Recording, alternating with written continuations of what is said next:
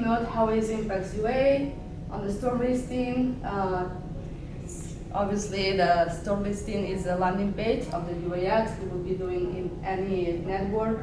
It's also to understand important that improvement of the page's conversion rate in any traffic source, as well as from the ASA standpoint, will also reduce the CPI of user acquisition.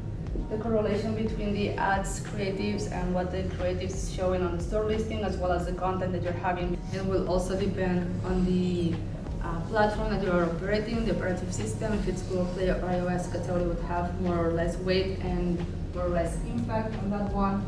And lastly, that both iOS and Google Play have alternatives for landing pages outside of what would be the original store listing from an ASA standpoint.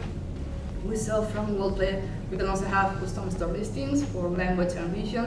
And on iOS, we can have in-app events as well as the custom product pages, the CPPs.